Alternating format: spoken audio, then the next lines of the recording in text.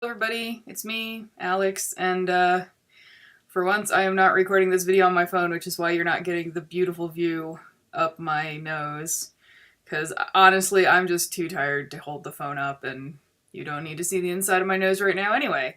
But I'm home, as you can tell by this glorious mess around me. Please do me a favor and ignore it. And that's after being on a plane for like 10 hours, which is why I'm just sort of on a different planet right now. But I mean, the flight was okay, other than I really prefer to sit on the aisle, and this time I couldn't afford to get like the premium economy because I think the flight was super booked.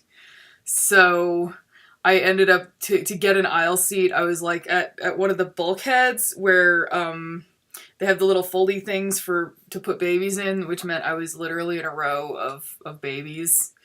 And I mean, they were like mostly nice babies. The baby that was actually most proximal to me didn't really do that much screaming and was very friendly and liked kicking me repeatedly in the arm every time his mother fed him. But, you know, he's a baby, so it's not like he's kicking me that hard. And for about the last 20 minutes before landing, he was just, like, sitting against my arm, like, leaning full on while I was trying to, like, crochet a blanket and watch part of Deadpool just because there wasn't that much time left in the flight. And I was like, I would like to move my arm, but I would like even less for this child to remain happy and not screaming. So I guess I'm not going to move my arm. But it worked out okay. Weirdly, like, my flight departed out of Terminal 3 in Heathrow, which I'm used to leaving from Terminal 5.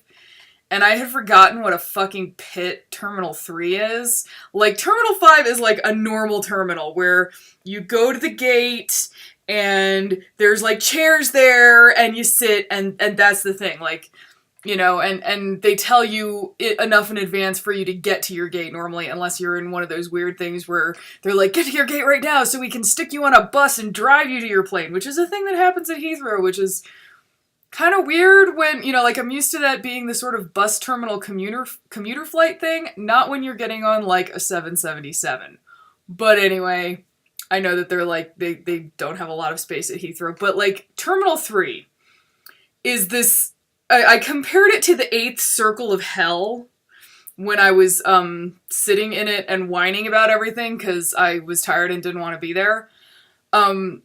Because basically, so instead of it being like that normal arrangement where it's like, you know, all the shops and restaurants and shit and the gates sort of like spread around, you get like this giant waiting room. I mean, and it's like fucking huge, like bigger than, it's the biggest waiting room I've ever seen in my life, and it's rows upon rows upon rows of those shitty plastic airport, you know, waiting area seats that are facing each other, so you get to keep making really uncomfortable eye contact with someone you've never known and probably wouldn't want to know, but they're stuck in the hell that is Heathrow Terminal 3 with you. And then this entire giant waiting area, there's like screens peppered around so that you can see when they tell you what your gate number is. More on that later. But so like this entire giant area is surrounded by this ring of like shops and restaurants, and everything is super brightly lit, and there's all this, like, all the shops are playing music, and there's of course like 17 different places selling perfume, so it smells horrific, and it's not a place you want to go if you have any kind of allergies or asthma or whatever. And like all of this is blaring around you as you're like huddled in your shitty little plastic airport seat, you know, gnawing on a baguette from the baguette place whose name I can't pronounce. It's really embarrassing. I'm an American, please forgive me. But anyway, so, and then you're always like keeping your eye on the screen, because then at some point they are going to tell you where your gate actually is so that you can exit the eighth circle of hell. And it brought it to mind, the eighth circle, because I was just like, oh, it's just like where there's the rings where people have to walk endlessly. This is your punishment. You know, endlessly going around and around shops and getting smacked in the face with perfume smell and blaring Christmas music and bleh. Anyway, so like for my flight, right when it said on the ticket that I was supposed to be boarding, so that was like an hour before the flight, that was when they actually gave the gate number. And depending on where your gate is for Terminal 3, it can take you up to 20 minutes to walk there. So that's great. And you're like, oh shit, oh my god, I have to get there right now because, you know, supposedly we're going to start boarding. No, actually, what they do is they tell you what your gate number is so that you can run your ass to, like, the exact opposite end of Heathrow Terminal 3 to where there is a gate with a regular waiting area, and then you sit in the gate waiting area and wait. And wait and wait, and then eventually, like, 15, 20 minutes later, after you've already arrived, then they will board the flight. Which, I'm just like, why don't you just fucking tell me where my gate is so that I can escape this terrible, hellish existence of being completely surrounded by a consumerist nightmare. I don't know. So that's, this is Tengu. So, I mean, Heathrow Terminal 3, it's terrible. I'd rather go to Terminal 5, which, you know, Terminal 5 ain't a fucking prize. It's just like a terminal, but it's better than Terminal 3. So that's my rant on that. But anyway, I got home, and I got to see my kitties. Here, Tengu. You can't see him very well because he's a black kitty, and he doesn't like to be held. So that's my life with him. Yeah, that's his tail. You know, like, since I'm using my webcam, I can't, like, get my fingers on the frame by accident, so instead I'm just gonna have, like, this cat tail whipping in and out. My friends Isaac and David came and picked me up at the airport because they're amazing people.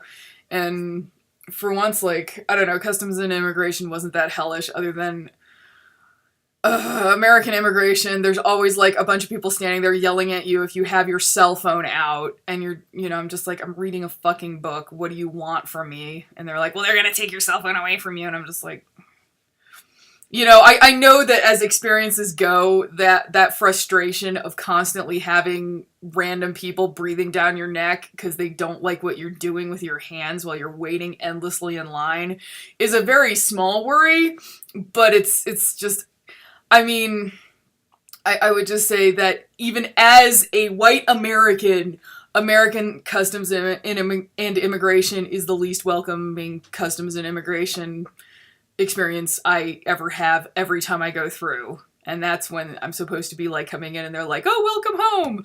But it sucks. So I can't, like, if I find it that, like, for a lot of reasons, like, and obviously it's a million times worse for anyone who is not as fortunate as me to fall where I do on the privilege ladder. So yeah. Anyway, so Isaac and David, like, picked me up, and I got home, and I had asked my housemates repeatedly, like, someone is going to be home when I get home, right? So I don't have to take my keys, because why take your giant bundle of keys with you if you don't need it for your house keys so that you don't, like, accidentally fucking lose your keys in a foreign country? And they kept being like, oh yeah, it'll be fine. And then I get home and nobody's here.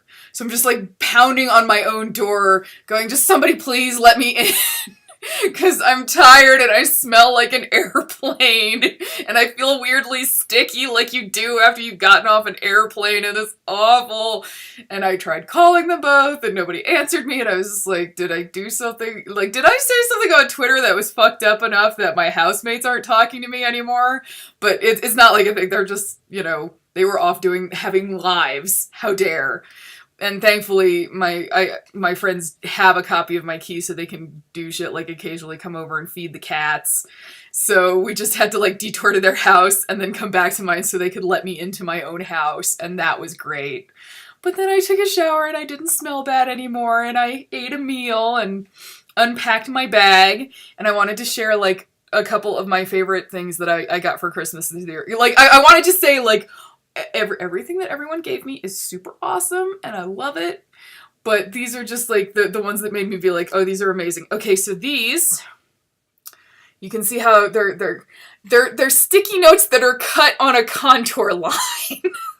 Martin and Mary gave these to me, and I think Mary picked them out because she knows that I'm a giant dork, and, like, to me this is the coolest thing ever. And I don't think you can really, oh god, sorry, I'm just trying to, like, Oh, there's the webcam. Okay, you can kind of see how there's like, you can even see the contour line still in it. Yeah. Is that not the coolest thing? And I'm sure, Paul, if you've made it this far into the video, I bet you're just being like, oh, goddamn, that's cool.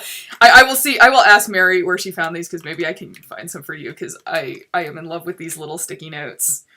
It's, and it's, the label says it's an altitude of 200 pages. So that is like, I freaking love it. And then the other thing that I have to squee about, because I'm a giant dork, is my housemate Karina gave me like a little lanyard, a Destiny lanyard, so I'm super happy about that. So I'm going to be, hopefully, if I remember it, because I lose, you always forget to bring something with you, like, every time. But I'm going to try to remember to bring that to every convention, because, Titan pride, I guess. And yeah, my things that I forgot to bring for this trip to the UK were like floss and my Oyster card, which was super aggravating because I had to buy I didn't have to, but I bought another Oyster card because it's like a £5 deposit and you're going to get it back when you turn the card back in. But I was just like, come on, self. Get it together. So, God, was there anything else that I was going to talk about? Because I'm just so sleepy right now. Basically, as soon as I'm done, chatting with you, and uploading all this shit, I am going to sit on the couch and play video games probably until I've hit a sufficiently late hour that I feel like I can go to sleep and it won't mess with the jet lag issue or help with it, or you know what I mean. So that's all I got.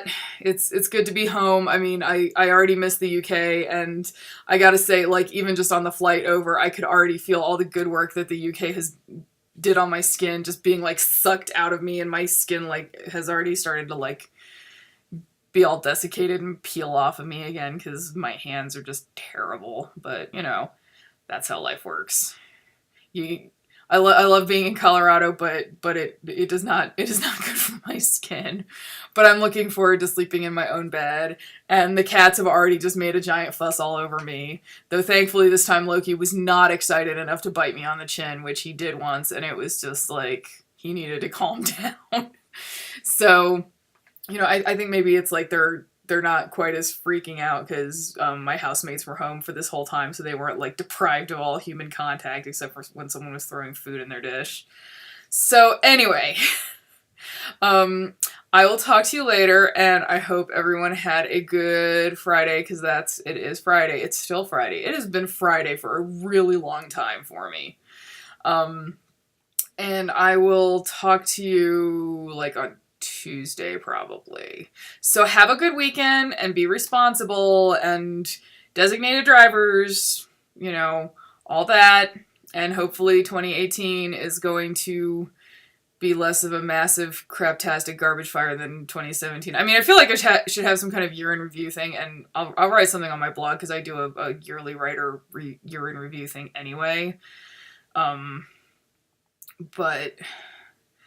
I just do not have the mental juice right now to try to think back, since this year feels like it's been approximately 80 years long, I can't even think about what happened back in, September, practically.